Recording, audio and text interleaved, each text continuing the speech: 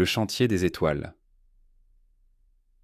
Dans le royaume des Corses, une contrée où la technologie côtoie la magie, la vie semblait être un savant mélange entre tradition et modernité. À la lisière de la forêt, où les arbres s'élançaient envers le ciel, se trouvait un village d'éveilleurs, des artisans de rêve et de savoir en miettes, qui s'efforçaient de diriger des ponts entre les mondes. Leurs échoppes débordaient un rang de curiosité, et chaque recoin était un chantier de création où les idées fleurissaient un peu comme des étoiles dans la nuit. Parmi eux, un jeune éveilleur du nom d'Émile, au débit incantatoire et à la gestuelle inspirée, était connu pour ses contes qui emprisonnaient l'esprit et libéraient en l'imagination. Il était souvent affalé sur un tapis de feuilles, les yeux brillants, racontant des histoires qui faisaient naître l'espoir dans les cœurs des villageois. Mais Émile penchait plutôt vers les légendes décriées, celles qu'on ne songe pas à écouter, et qui véhiculaient des vérités cachées. Un jour, alors qu'Émile préparait un nouveau conte, il découvrit un écheveau de cordes enchantées, fournissant un lien mystérieux entre le passé et le futur. Dès lors, il lui était possible de viser un dessein plus grandiose, celui de réveiller le monde des Corses de son sommeil millénaire. Cependant, pour la mener à bien, il devait traverser maintes épreuves et peser chacun de ses choix avec une pondération exemplaire.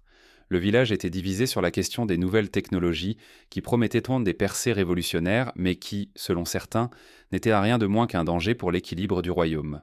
Les esprits étaient échauffés, et le débat faisait rage entre ceux qui prenaient un tournant réaliste et ceux qui, comme Émile, rêvaient de redessiner les arborescences du savoir. Un jour, un voyou à la solde de forces obscures fit son apparition, semant la discorde et la peur. Il portait un fusil à poudre ancienne, symbole d'une époque révolue, et ses yeux lançaient en chacun des éclairs de défi. Émile, bien que jeune, savait qu'il devait agir. Il se redressait, adoubé par les esprits de la forêt, et entreprit d'unir les villageois autour d'une vision commune, un défi qui nécessitait un agenouillement collectif face à la sagesse de la nature.